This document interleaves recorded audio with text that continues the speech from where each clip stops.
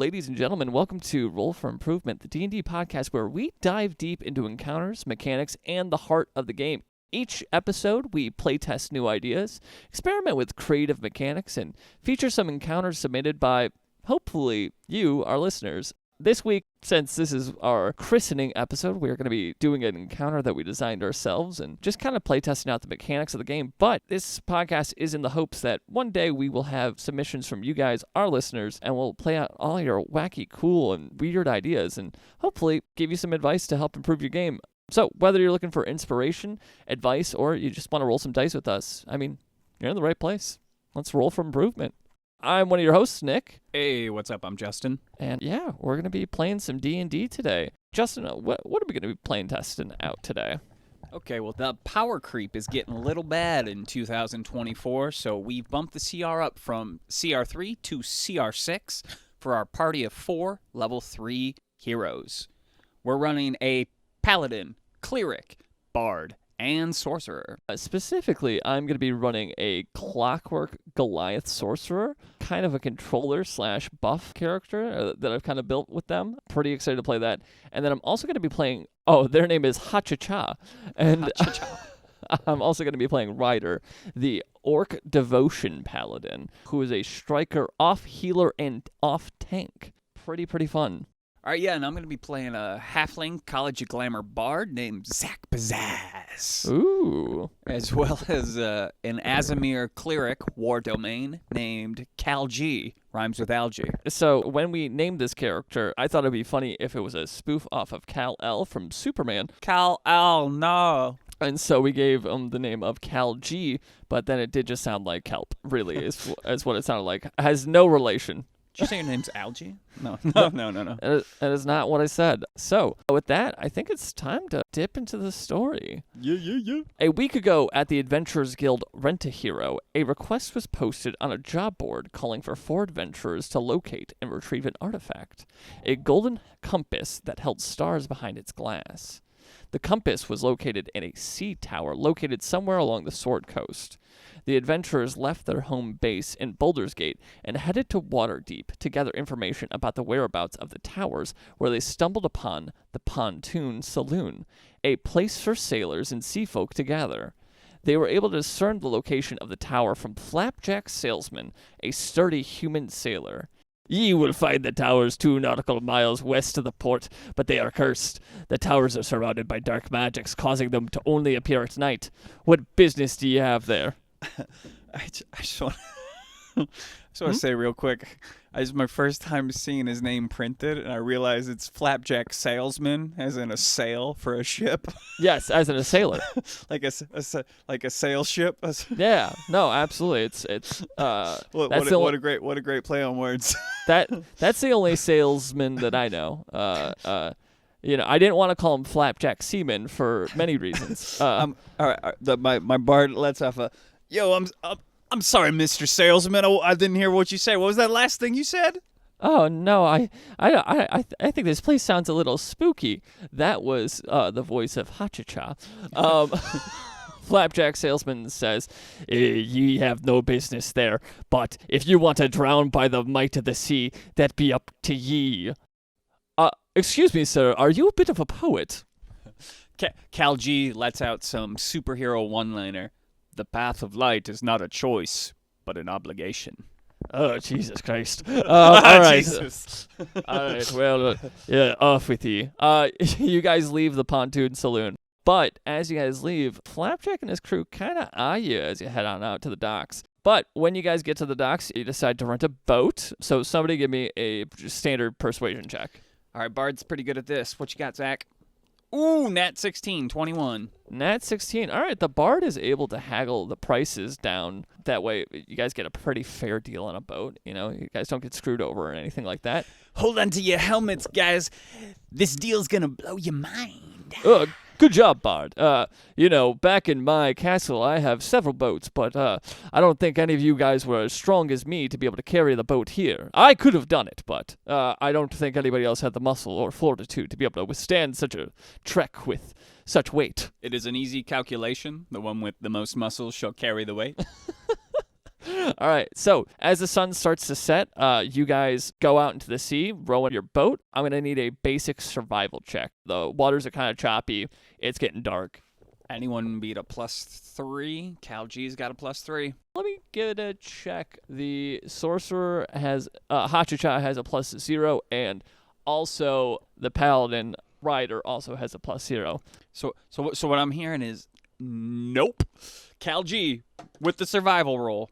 Nat 8. I only have beautiful muscles. I don't know where to go.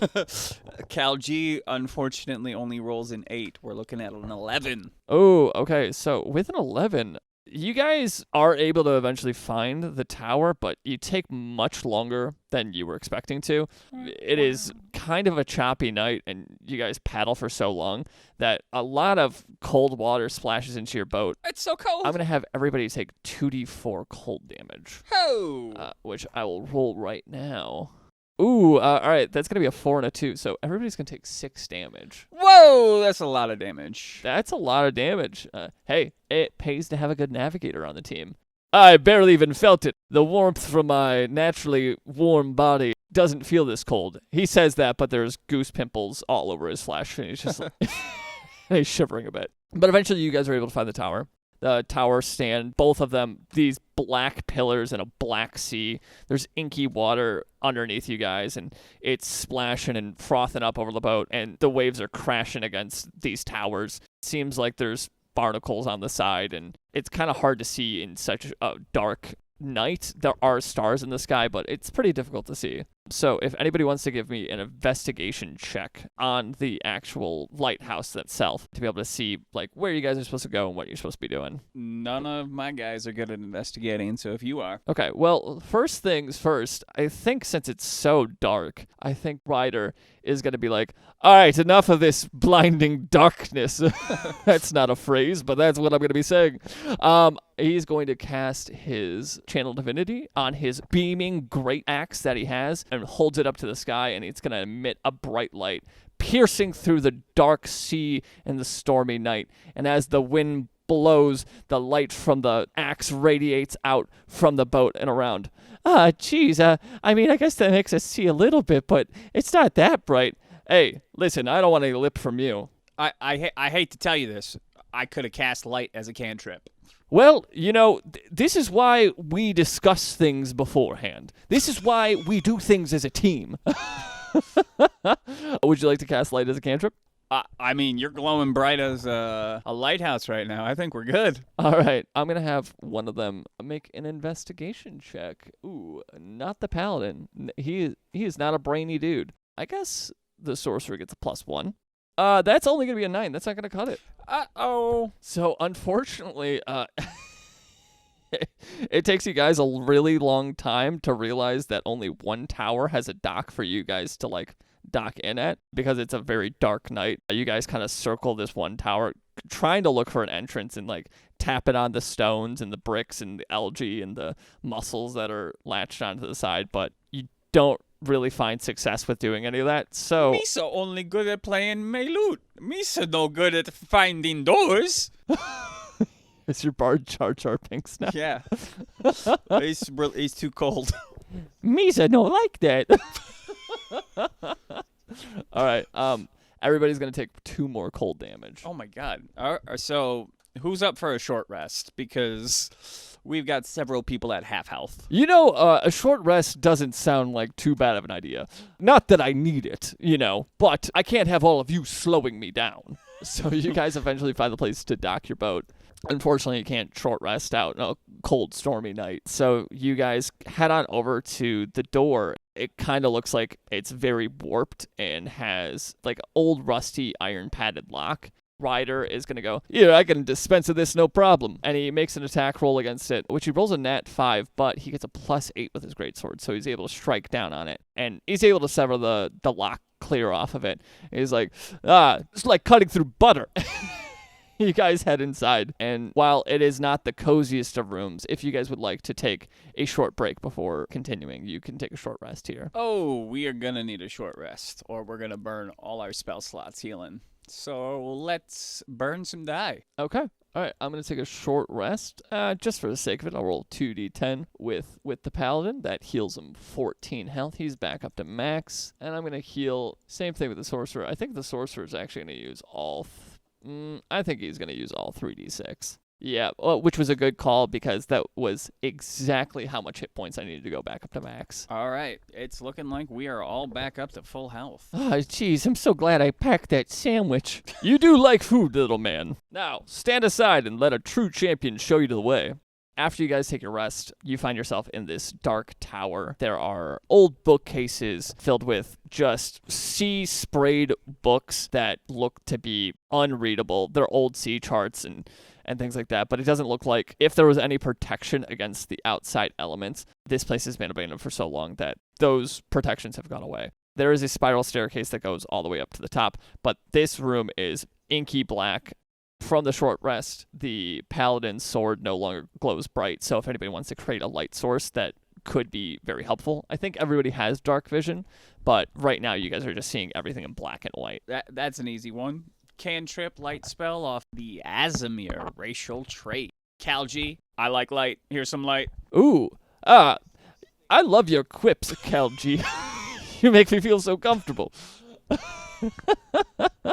So he casts a light spell and you guys are able to see. And then you guys proceed to head upstairs. The old floorboards creak and you can hear the whipping of the wind from outside. And as you get up to the top floor, you notice something peculiar. It seems like nobody's been here for a very long time. It looks completely abandoned. But upstairs, you find that there is this big glassy orb. It is black on the inside, but it kind of reflects like oil. And there's this weird silver tripod that's embedded into the floor, like right in the center of the room. It looks super weird and peculiar. That looks like some sort of orb of destiny. Jeez, I don't know if I like Destiny. She never called me back. So I'm going to need a Arcana check. Ugh, I think that's going to be one of you. Oh, jeez. Let's see if I know what the heck this thing is. It's a logical choice. The one who casts magic will roll Arcana checks. The DC check was a 13, and the Sorcerer rolled a 12. So he goes up to the orb, and he doesn't know really what the heck it is, but he can see that the orb looks like it belongs on the pedestal. So he takes it over and places it down on the silver thing, and as he does, it immediately starts to glow, and it shoots a beam that goes right for the wall. But since he didn't understand where his position needed to be, he kind of gets nicked by it, and all of a sudden a bunch of feathers sprout up from his back in a wild plumage. Oh no, I'm growing. I'm about to be a freaking bird. And so he has all these feathers just popping out of him. Good God, man, get yourself together. You can't be changing on us right now. For all intents and purposes, the Sorcerer will have disadvantage on charisma checks and saving throws due to being self-conscious. His attack rolls won't be affected, but if he has to make a persuasion check, he is just going to be covered in feathers and is not going to be able to be very successful with that. But as the beam strikes the wall, all of the bricks begin to fly off of that actual wall, revealing an opening in the lighthouse. And as the beam shoots across to the other tower, bricks from that tower also begin to reveal an opening and float off. And all these bricks kind of like merge together in a floating space. And all these bricks hover, interlocking together, forming this big, expansive bridge between the two towers. Oh, well, I guess this is how we are supposed to get over to the other side. I find your faith to be logical. You guys test out the bridge with your feet and see that it seems stable, so you guys decide to head across the bridge. It is pitch black other than that single light spell. Wind is whipping, and you hear the sound of the ocean just crashing against these towers from beneath you. And as you guys head over to the other side, you are able to go into this room with just a single pedestal with a glass cloche, and on the inside there is a single golden compass. And that golden compass has what looks to be they look like little stars just embedded behind the glass. Nice, I knew that we'd be able to find it. You feel that rhythm, it's the beat of destiny. Oh, yay, I love an adventure without any complications. And as if on cue, the walls begin to rattle. Everything begins to shake in this tower. And all of a sudden, from the walls, the bones of skeletons literally pry themselves out from the stone walls as if they were coming up out of the dirt. And all these animated skeletons begin to emerge who look mean and menacing and look like they have their eyes set on you guys. Dun, dun, dun. Oh no, we should get the heck out of here. Agreed. I think our time here is done. You guys begin to run across the bridge and about halfway through, unfortunately, like dead center in the middle of this bridge, you guys realize that you are not the only ones here. All of a sudden, a figure steps out from the other side from the other tower.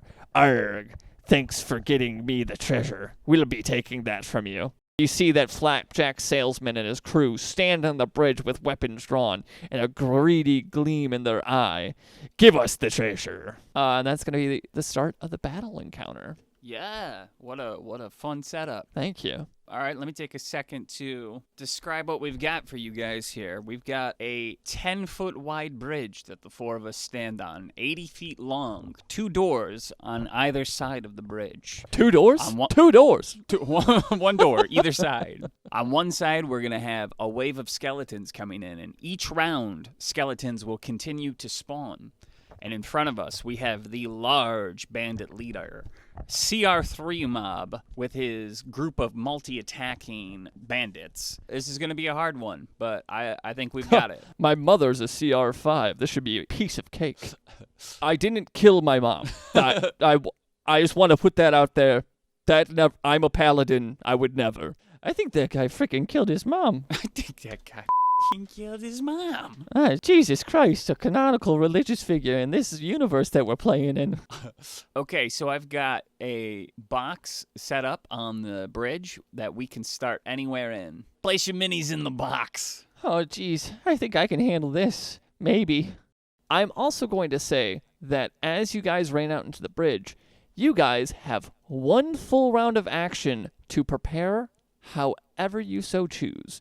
You get 1 free round of actions. It can't be an attack, but if you need to set up your buffs, knowing that combat was about to happen, you would have 1 round of action to be able to set up whatever you needed to set up. That sounds phenomenal. Paladin, of course, is going to activate Divine Favor, and I'm going to cast Divine Favor on myself. As a Paladin, it is a bonus action, and for 1 minute until the spell ends, attacks with weapons deal 1d4 extra radiant damage on hit, which is pretty huge. And it's a non-concentration spell. It's great. I will take 1 action to cast Bless with Cal G. Cal G lets his spiritual light rain down on everyone. My duty is to restore balance, not indulge in vengeance. Yeah, I could have said a cool line too, guy. He's gonna bless himself, the paladin, and the sorcerer. Yeah, I feel like that's the call. Perfect. I don't need a shield when I have righteousness on my side. See, I can say cool shit too. Is the sorcerer gonna be attacking? Yes. Okay, then yes. We'll bless the sorcerer. And the bard, this is a sick feature of College of Glamour bards. He's going to use a charge of his bardic inspiration to cast Mantle of Inspiration. Let's crank this magic up to full blast. It's time to rock. I'm going to roll a d6. 2, so not great. Everyone gets 4 temporary hit points. Oh my gosh, that's so good. It's okay. Roll in a 6 on that die. Now that's hot. Yeah, you did that yesterday. It was so good. It was so good. Okay, the last thing, I'm going to have the sorcerer use my meta magic, actually, and I'm going to cast a twin spell. Ooh. And the twin spell that I'm going to cast is Spider Climb. Yo! I'm going to be able to, normally with Spider Climb, you can only do it 1 per target at a level 2, but with twin spell, you can effectively increase the spell's level by 1, so I'm able to pick 2 targets for it. That's sick. I am going to pick the Paladin and the Bard. The Paladin and the Bard, all right. My spider senses are tingling! All right, if you want to go do some cool stuff, I guess you can go do it with some spider feet. All right, and I think that's pretty much it. Are ye all done taking your preparation turn? I think that's time for rolling initiative. Okay. Let's roll these bones. Whew. Oh wow, I did bad with both characters. I got a nat 20 on the bard. How about that? Oh, nice. I got a dirty 5 with both. Dirty 5s. No. With both. No. And actually, fun fact, a dirty 5 is actually called a filthy 5. A filthy 5.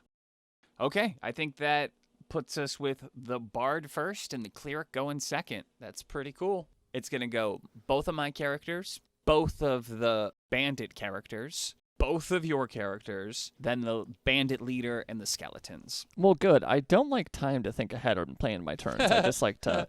I just want to go. I like to take long and be inconvenient for people. That's kind of my plan too here. Take as long Perfect. as possible. Absolutely. All right. So what is the bard doing to kick things off? Oh my god, what is the bard doing to kick things off? He's doing some things. Well, lucky for him, he can see all the scouts. The scouts have made themselves known. And unfortunately, I'm going to upcast Bane. Oh, nice. Can you tell us what Bane does? Bane, of course. It applies a 1d4 negative to any attack roll or saves that they make. That's really good. With Bane, I'm going to choose both scouts, one thug, and the bandit leader. And they all must make a charisma saving throw. And if they fail, this applies for the next 10 turns, unless my concentration's broken. All right, this next spell goes out to all the enemies who thought they had a chance. It was okay. I liked it.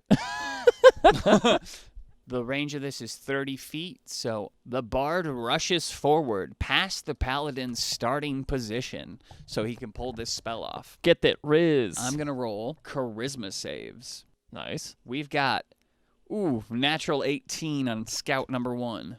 A fail on scout number 2.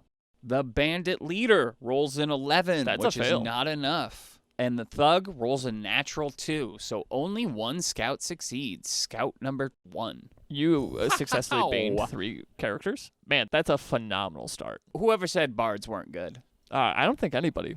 Ever. I don't think anybody's saying that. Maybe in 3.5 they were saying it. They haven't said it since. In 3.5 they did kind of suck, but so it's fair. Yeah. It's fair. Yeah. Now, was that an enchantment or a illusion? Oh, thank you. So the fun thing about Bane is that it is an enchantment spell. And what does the good old Glamour bard have with enchantment spells? Beguiling magic. After you cast an enchantment or illusion spell, cause one creature to make a DC 13 wisdom save, or they are frightened. Could also be charmed, but I'm going to make them frightened. You only get to pick one target, right? I get to pick one target. I think I'm going to attempt to frighten the thug that didn't get hit by Bane. I'm rolling this roll now. Unfortunately, it was an 18, so he does save. Still, very, very strong. Beguiling magic, so strong. But I think I'm going to pass turn. That takes us on to the cleric, Cal G. Well, Cal G is kind of holding the line on the back front here. Just so you guys know what he's referencing, the paladin is on the more right side of the bridge, and the cleric is on more the left side of the bridge where the skeletons are. I'm more on the right side of the bridge where the bandit leader and all the bandits are. Okay, so we're going to do some cool things with Cal G, the cleric here. He is an Azimir, so first thing he's going to do for a free action... Mic test, 1, 2. Hello, this is Justin from the future. I'm sorry, Celestial Revelation is not a free action. It is a bonus action. So you're going to be listening to about 60 seconds of cheating coming up on this turn. So sorry about that. Back to the podcast. So first thing he's going to do for a free action is activate his Celestial Revelation. I can transform either Sprouting Wings using the Necrotic Shroud, but I'm going to use the Inner Radiance. He's tanking a group of skeletons, the undead. Why not use a 10-foot radiant damage aura? Sounds pretty sweet. Does sound pretty sweet. Bonus action, I'm going to cast a 2nd level spell, Magic Weapon, on his great axe that he's wielding. Yeah. And then he's going to step forward, putting all 4 skeletons in the radius of his radiant damage right now. Light beaming from his eyes, so bright, it's melting. Oh, geez, man, you're hard to look at. Also, you're pretty bright right now. That was a joke. I was saying you're unattractive. I've got magic weapon now. Hell yeah. Magic weapon fucking rules. Magic weapon Rules. Magic weapon Oh yeah. rules. Fucking beat those skeletons' ass with that magic weapon. Hell yeah. I'm gonna. Hell yeah. Absolutely, dude. These fucking skeletons, they're over here like I'm fucking so scary. I'm undead. You're about to beat their ass. They don't stand a chance. Absolutely not. Here it comes. Attack action with a maul powered up by magic. Natural 9 plus 5 plus 1. Oh, that's a big hit. That's a big hit. Eat Maul, you dumb dick. Oh, 2d6. I rolled 2 5s, and we get plus 4. 14 damage to this skeleton with 13 health. Easy. He's dead. Easy. All of a sudden, these bones evaporate in radiant holy light. The skeleton prays to a god that it never knew or never wanted to know.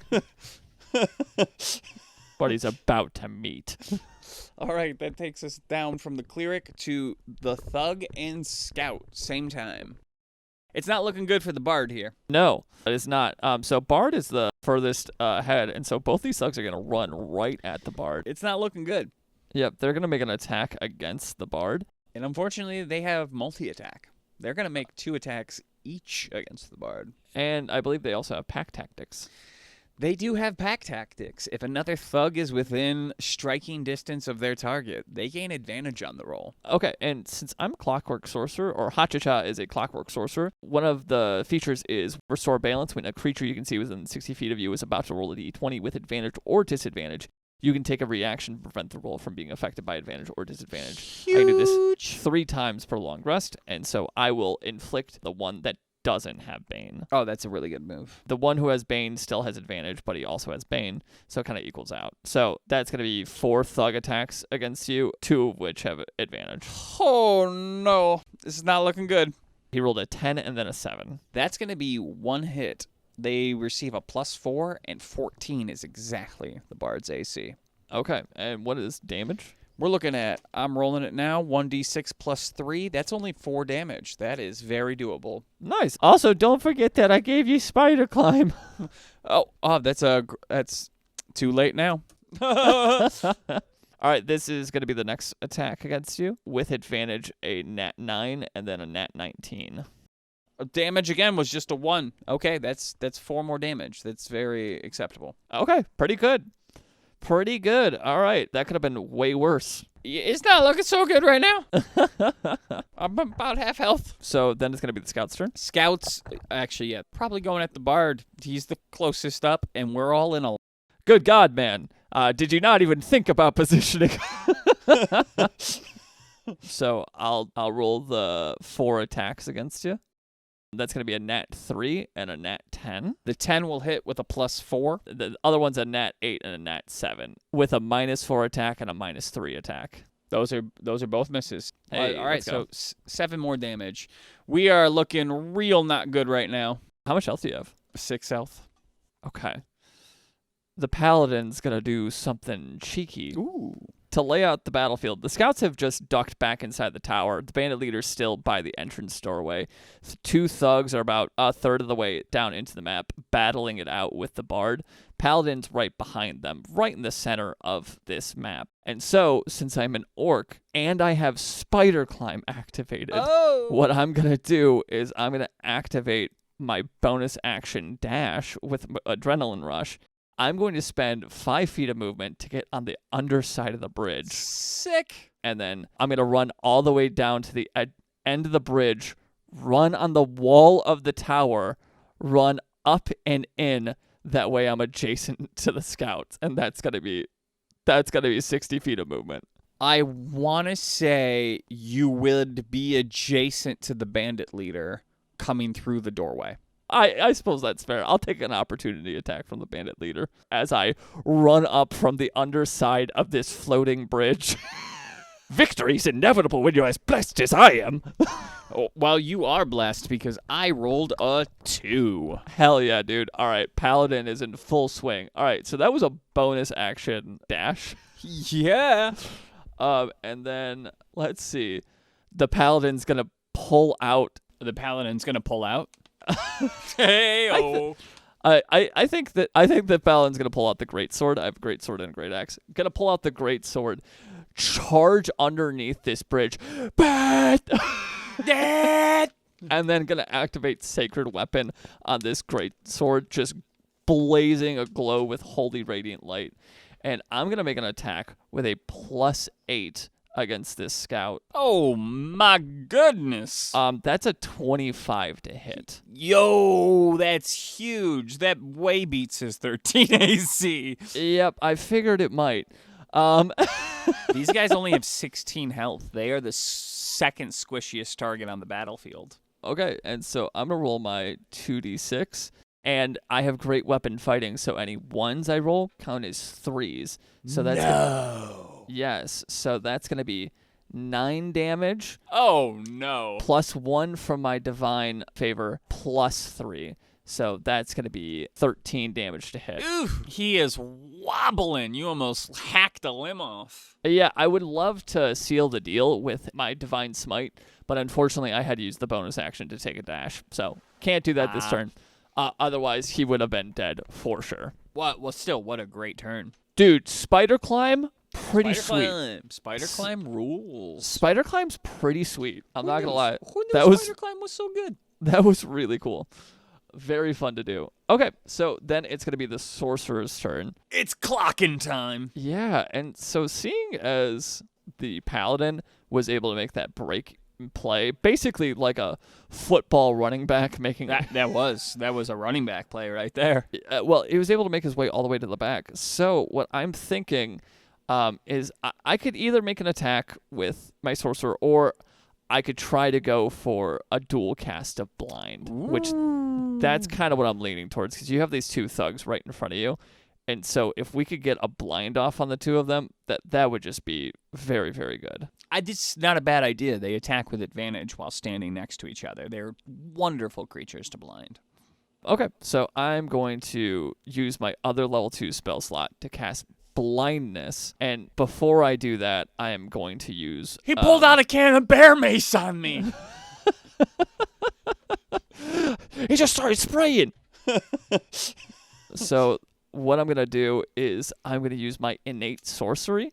Innate sorcery gives me advantages on all spell attacks, and it also increases the DC of my spell saves by +1. So I'm going to need both these thugs to make a DC save against me, and they have to beat a 14, which the second one rolled a 19, but the first one rolled a nat 8, and I'm going to say that probably doesn't do it. He's got a +2 constitution. Okay, so the top thug, the one that's not having Bane, that's right in your face, all of a sudden, basically like a sticky blackness goes right over his eyes, and he goes, "Oh, Eric, what be thee?" And he goes completely blind. My eyes!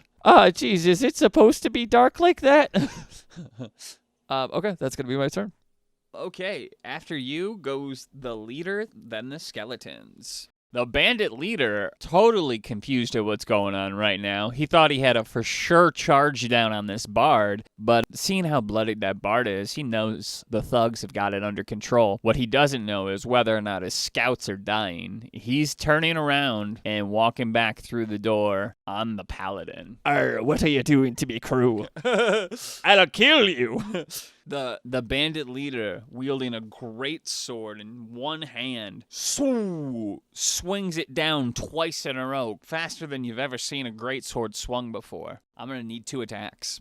Okay, 2 attacks. That's going to be a nat 15 and a nat 4.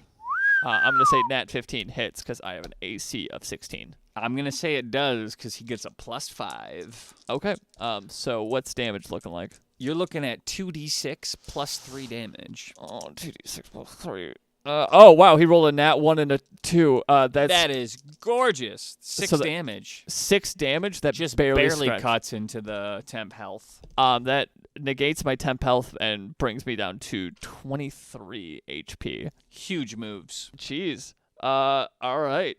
A lesser warrior might struggle, but unfortunately for you, I'm here.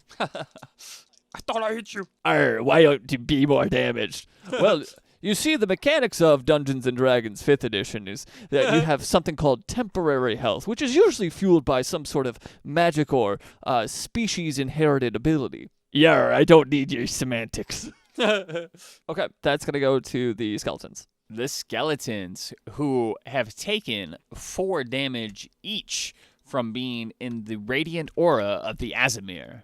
9 health remaining. They're all going to push in, surrounding the cleric, swinging with their short swords. Their friend, who spawned last round, who had summoning sickness, running in, pulling his bow out and taking a shot. We've got 4 attacks come in the way of this cleric. Can you roll me 4d20 and tell me what we're looking at? Absolutely, yeah. The other side of the tower is just stockpiled with all these skeletons. The pile of bones continues to glow, animating bonies round by round. Ah, frickin' bonies. Frickin' bonies! Ah, jeez. What could go wrong with some bonies? I guess everything. What are we looking at on these d20s? We're adding 4 to each attack. Then we have a 12, a 13, a 7, and a 16. Whoa! Okay, so the 16 does hit, but I was expecting more. Well, the 16 was the last attack? 16 was the last attack. That's a bow attack, which means we're looking at a short bow damage of 1d6 plus 2. On this physical dice in real life, and I'm not lying to you, I rolled a 1. That's 3 damage. No way to prove it. Spider Climb is gone from both of our guys because I cast Darkness. No! Yep, Spider Climb is gone. Spider Climb ruled. Dude, Spider Climb, so much fun. What a fun spell. Especially underrated on a mission with a bridge. Oh, on a mission with a bridge. 10 out of 10. What a good spell. What a spell. Absolutely. If you have found that Spider Climb is not a great spell for you, maybe you need to do more missions on a bridge. Okay. That ends the initiative round, and it takes us back up to the top with the Bard. Zach Pizzazz. I'm not looking so good, guys. 6 out of 21 health. He is hurting, so he is right away going to shred a charge of Bardic Inspiration to cast the Mantle of Inspiration. It's very good. And what makes it even better is it's a bonus action. That's a 4. So 8 temporary hit points. That's very good. I'm going to choose, of course, the Bard. Yep. What's the range on this sucker? Can anybody do a quick check on me? It's 60 feet. 60 feet! Yeah! That's a very good range. He just lets loose this power ballad. Let's go, my friends! It's time to rock! Hell yeah. 8 health to the Paladin, the Bard, and the Cleric. Ah, jeez, I guess I'm chopped liver. I'm sorry, my friend, but I'll get a gut-busting solo for you next time. Yeah, I would have taken some temp HP. I'm f***ing blind. College of Glamour Bard, actually, what a great way to use your Bardic Inspiration charges. It's phenomenal. I'm a big fan. Yeah. Up to 12 temporary HP that you can gift to your friends. Yeah, it's very good. What a wild move. Oh, do we not have Heroic Inspiration? Does that allow us to re-roll anything? Or just a D20? Yes. 2 of our characters, our Sorcerer and our Bard, both have the Musician origin, which allows you on a short or long rest to give Heroic Inspiration to allies. We actually took a short rest in the tower, so all of us have Heroic Inspiration. What's the restriction on that? That's a re-roll any dice once? Re-roll any dice once. Awesome. So you could re-roll that die. Yeah, Mantle of Inspiration, roll a 1, go no thank you. Yep. You know what? Musician, great trait for the College of Glamour Bard. I'm a big fan. Yep. No, it's a nice supportive origin. It's it's understated, but it's good. Okay. I don't want to take too much time talking about post game when we're in the game right now. Let's take an action. That bonus action, Mantle of Inspiration, also allows me to disengage for free. I can move up to my speed without provoking attacks of opportunity. So I'm going to move back all the way behind the Sorcerer. Oh, no, I don't like this position at all. Hey, you're really big, man. Can I hide behind you for a minute? I suppose so. Okay, and this is where we're doing another sick move on the Bard. We're going to cast Calm Emotions. Each humanoid within a 20-foot sphere radius So we're going to choose the 2 thugs. They must succeed on a charisma saving throw or be affected by one of the following. I'm going to give them the second option, which is this creature becomes indifferent about creatures of your choice that it's hostile towards. Oh, that's nice. The indifference ends if that target takes damage or witnesses its allies taking damage. This could be a 1-round stun, essentially. Pretty useful. We've got a 12 and a 6. Nice. And these guys have a +0 charisma. That is Ooh. a failure and a failure. Nice. Both of these thugs have been calmed, magically calmed, by a gut-busting solo from Zach Pizzazz. I guess being blind isn't that bad. I'll never see my wife's horrible scowl again. Wait, they have to see their allies taking They damage? have to see their allies taking damage. One of them is blind. One of them's blind. We will beat up on the one who's not blind. I mean, one of them is blind. And he won't see it. He cannot see. That's so stupid. This indifference ends if the target takes damage or witnesses its allies taking damage. He can't see shit. He can't see nothing. So for a hot second, we can beat up on whoever the hell we want. Okay, a blind plus calm emotions. What a combo. What a weird thing we just stumbled upon. We unlocked a hidden combo right there. Okay, sounds good. We just pulled a combo. Yeah, no, I mean, if he hears it, he can hear it. His friends could be like, "Oh, please, Carl, help me out. Please." Yeah, I don't see anything happening." Okay, that's the end of the bard's turn, which takes us on to logical deduction that it would be my turn. Good God, man. Just swing your sword. Oh, did you know that you are still blessed? I rolled a 17 on my concentration check when I got hit just now. Justin, I'm blessed every day. I think it's time to put the War of Domain part of this cleric to the test. We've got our magic weapon powered up.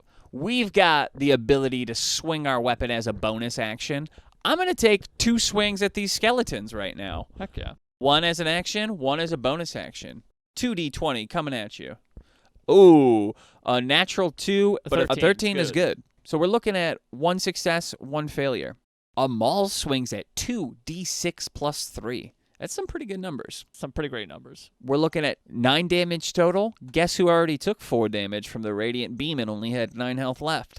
This dead skeleton. Heck yeah. All right, and that's the cleric's turn. Just swinging his maul while glowing bright, holding back the wave of skeletons. I shall hold the line. It is logical. I have a mace, and I'm glowing bright as Oh, man, this guy kind of sounds like a robot. He's an angel from another place. He is alien robot-like. Hey, man, I'm not judging. This is just It's just an past observation. an observation. An observation amongst friends. That concludes the cleric's turn, and it takes us on to the thugs and the scouts. Okay, yeah, the cleric's really like locking down the north side of the bridge, just blocking all these skeletons and keeping the bard and sorcerer safe. He is holding it. All right, so that's gonna go on to the thug's turn. How are we handling this? Well, so one of them is blind, One's blind. and they're both non-hostile, They're both non-hostile to us. and we have not attacked their allies. The skeletons aren't their allies. I say they stay still. As a DM, that's what I would rule it as. Yeah, I think they probably do just kind of stand around, look around, go, what's happening? There's some skeleton. That guy's fighting skeletons? He just killed 2 skeletons. That rules. Well, one of them's not going to look at the other. He's going to go, well, I'm blind and I'm blind. I am blind and I've accepted it. But unfortunately, the one that was blinded did get a 15, so he is unblinded now. Wah, wah. He wipes the black goop from his eyes. Yar, I can see you again, my best friend Carl. But I still don't want to fight anybody. The only man I've ever loved more than my wife. Okay, that's going to go on to the scouts' turns. One of the scouts, within 5 feet of the paladin, needs to pull his short sword and take a swing. Oh, a 3 plus a 4. Ain't even gonna come close. He's panicked right now at the sight of this paladin. I don't like you. I don't like that you are all up in my business. Don't be in my business. Don't be in my business. Our second scout here is going to take a step back and take a shot at you with his bow. However, he still suffers from Bane. So while I rolled a natural 13 plus 4, he's getting a -3, which takes an attack that would have hit down to an attack that misses. He's still remembering that sick power ballad from earlier. He can't get it out of his head, and it distracts him, and he shoots a little wide. Ah! No evil stands a chance against someone of my caliber. That wraps it up. Oh, no, I'm so sorry. The scouts, what do they do? What are they famous for? Multi-attack. They're swinging again. Okay. One more sword swing, one more bow. All right. Ooh! Sword swing is a nat 6. That guy is shaking in his boots. Scout does a 12 plus 4. Oh my minus god. 3. Which means he exactly hits your AC, which means no matter what he rolls, he will miss because of Bane. Bane proving to be a strong spell. What an upcast. Yeah, no, 13 does not hit. Oh, so good. If you guys are wondering out there, why am I getting hit so much? It's because you're not casting Bane. It's very good right now. It's so strong right now. Okay, that's going to go on to the Paladin's turn. So, I don't want to keep getting double attacked by these scouts. Yeah, nat 17. That's going to be 6 plus 3 plus 2. So, I'm going to do a quick 11 damage. The scout is very dead. Arrgh, I knew I didn't like you. What an overkill. Now, so, sight-wise, these guys are behind true cover. They're inside the tower. The two thugs that are out there, this is a dark night, and while I am illuminating things with my sword, I would propose that they are behind a wall. They did not see that happen. I'm going to say they didn't. Perfect. So I'm going to position myself afterwards in between the bandit leader and the other scout. My blade will sever you in half, you vile scum. What a move. Dancing around the bandit leader to get to the scout who tried to back up enough. Thought he backed up enough and thought he was safe, but you were able to close the gap on that scout without taking an attack of opportunity. That's big. Easy peasy. Okay, so now it is my sorcerer's turn. So I am going to turn my attention with the sorcerer from the bandits, because it seems like that's kind of been taken care of, and I am going to use Chromatic Orb on one of these skeletons. Ooh, so shiny. Chromatic Orb has a range of 90 feet, which is just insane. I suppose I'll make it frost damage because I am a frost giant, and I will cast a Chromatic Orb. I will make a D20 attack with advantage because I have my innate sorcery. Yeah, that's going to be a nat 17 plus 5. Woo! And now, let's see, I'm going to roll 3d8 frost damage. So a giant chromatic orb of like blue frosty energy is just going to fly out from here. And I'm going to add my, what's it called? Frost chill. So I'm going to add 1d6 cold damage to this attack on top of the cold damage that I'm already doing. And I'm going to impose a 10-foot negative to their speed until the end of the next turn while also doing extra damage. So I'm going to do 3d8. Oh my god. You rolled 19 on 3d8. That's big. 19 plus 3, that's 22 damage. Wow. Complete obliteration. The skeleton who had just peeked his head through the door, the one who had taken the archer shot, bones just melt into goo. So there are two thugs that are blocking my way to the bridge to get to the bandit leader, but since they're indifferent, I'm going to casually 10, walk 15, by him. 20, 25, 30, and be like, excuse me, sir. Okay, yeah. Excuse me, you mind if I pass? It makes no difference to me. Did you just blow up a skeleton? That ruled. That spell was pretty sweet. That was pretty cool. I don't know much about the ways of spell making or nothing. Do you know what I'm doing here? Carl, you're my best friend. How did I get myself into this kind of business? Carl, I'm going to murder you later. All right, that's going to be leader up next. The leader has only one choice, really. The paladin who's taking shots at his scout, he's got to use his quick reflexes and swing this greatsword on him twice. Whoopah, whoopah! 2 d20s coming at you. It's a nat 19 and a nat 1. All right, well, nat 19 definitely hits. That's going to be 2d6 plus 3 damage. You're looking at 11 damage right now. Oh, jeez. Oh, good thing you had 8 temp health points from a 6 solo. That brings me down to 20 HP. It's not too bad. All right, I gotta admit when a good hit struck me, but you're not gonna get another one in, bucko. All right, that's gonna be skeletons. All right, the only skeletons remaining are the one that had just freshly spawned, and he cannot close the gap to melee attack, so he's going to move in as close as he can, 10 feet away, and shoot a bow shot, while the other skeleton, who's hanging on by some threads, is going to take a swing. Can you roll me 2d20s? Absolutely. One's a sword swing, one's a bow shot. 10 for the sword swing, 19 for the bow. Whew! The 10 plus 4 is going to miss, but the 19 plus 4 absolutely is going to hit. All right, you get hit for 7 damage. A pong! Ow. These shambling messes just... Even though we're taking 7 damage, it's all right. We had 8 temporary hit points. We've still got 10 HP. We're looking good. Wait, what would a skeleton's voice be? Man, I'm gonna hit you, see? Man! Oh, man, that's insufferable. I'm a skeleton! I'm a skeleton. Canonically, that's what all of our skeletons sound like. It feels right. The paladin's like, what the is happening over there?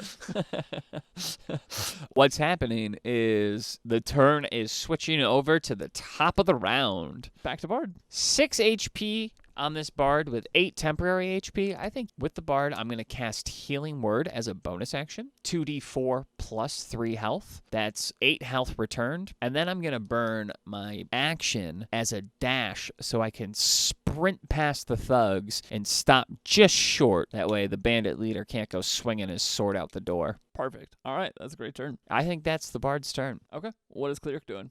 Cleric needs to start moving as well. The skeletons are an endless wave. We don't have to deal with them. So I think he's going to eat an opportunity attack to just back up. Can you roll me a d20? Absolutely.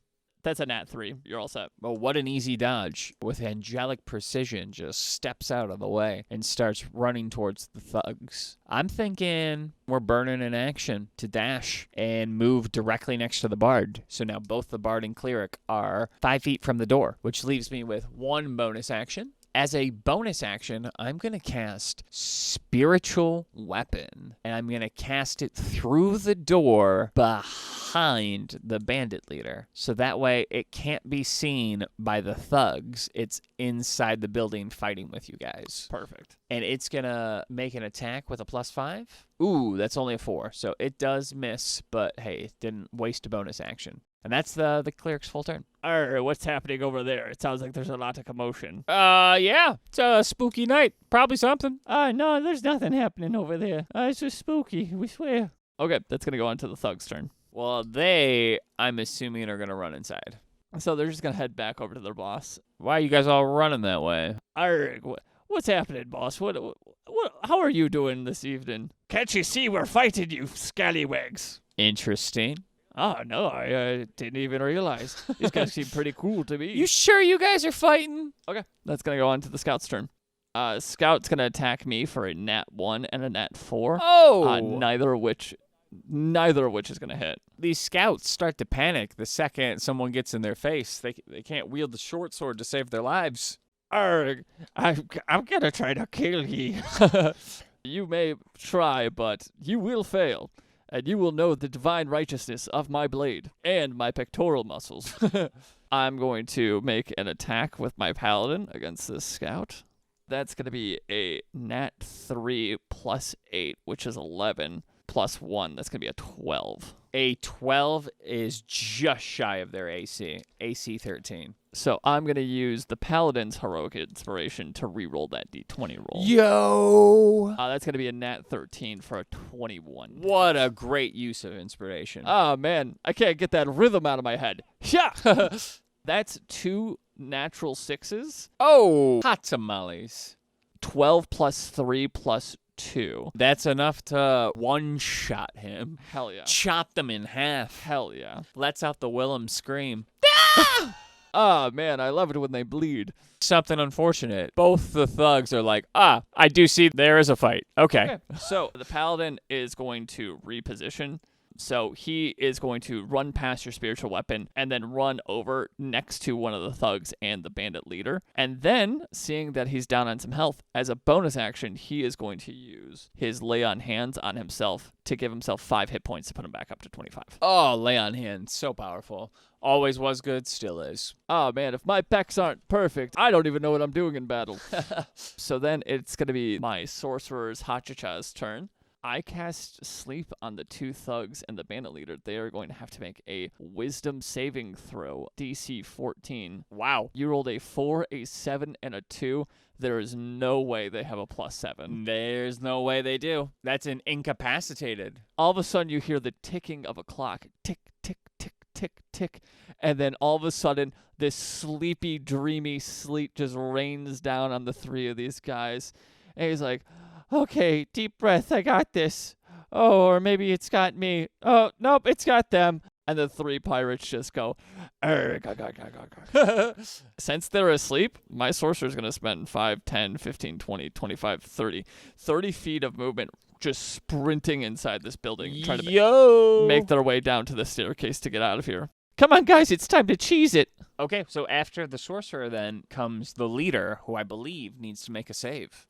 That's going to be a nat 11. What's his wisdom saving throw? His wisdom is not bad. It's a +2. Well, with innate sorcery, the DC's 14, so that's not going to cut it. Huge. That means that the bandit leader is going to be full asleep. If the target fails the second save, the target has the unconscious condition for the duration. As a meta magic, I have extend spell. Yeah, the bandit leader is going to be asleep for the next 2 minutes. What a play. Oh my god. Yep, I'm glad I went with sleep.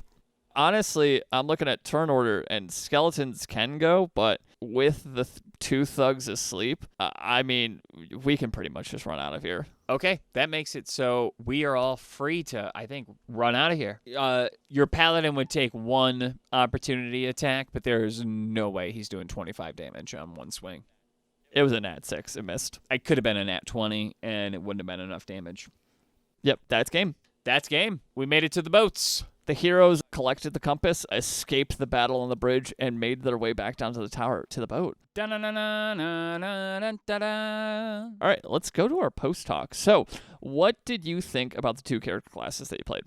I really enjoyed the 2 character classes I ran today. I thought I utilized them the way they were supposed to be played, and their features really kind of shine when you don't forget to use them.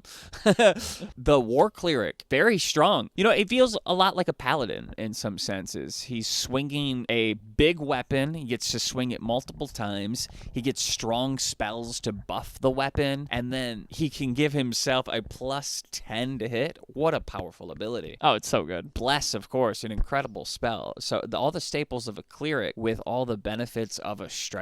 If you're going to run a strength build, it works. It was fun. It was a lot of fun. Honestly, it seems like you could do a lot of like high skill capped things with a War Cleric, because you could do cast Guiding Bolt, hit, give yourself advantage, move in, and then do a bonus action attack on them, which that seems like a fun thing to be able to play with and do. That actually is a sick combo. I should have been pulling that off. And I'm sure if you put some time on this character, you'll be able to pull off high skill cap moves. But he feels very strong. It's a very fun magic striker. And how did you feel about your bard, the College of Glamour bard specifically? Oh, wow, do I love College of Glamour bard. Very strong. The beguiling magic is cool in that you're incentivized to use enchantment and illusion spells, and then you can get free charms and frightens off, which in combat, frighten is incredible, but they really shine in their mantle of inspiration. Being able to give out temporary hit points to your team is so good. Bards have always excelled, at least from 5th edition on, in their versatility, and it really is exemplified in the College of Glamour bard with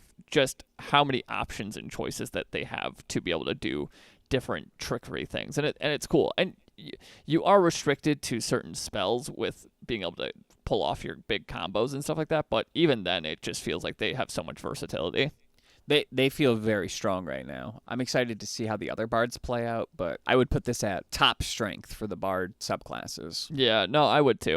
How did you feel about your Paladin? Honestly, Oath of Devotion Paladin rules, and, his Channel Divinity, it's nothing flashy, It's literally you just get a +3 to hit. But that being said, a +3 to hit is a massive increase to accuracy. Yeah, if you've already got a pretty good bonus, if you've got a +5, all of a sudden a +8, there's not many rolls you're going to miss on. Yeah, no, missing can suck in this game. Hate missing. A +3 to your attack roll is just unbelievably huge. I didn't utilize the Divine Smites, but having the +1d4 damage from the Divine Favor, and then 2d6 from the Greatsword, plus the 3 modifier, plus the Divine Smite of adding 2d8, it's like you have 20 plus damage turns every turn. Yeah, I was going to say, you were doing like 20 damage a turn. Easy. You were pulling big numbers. It's so much damage. And going to the back line like that and being able to rush and totally take out their back line,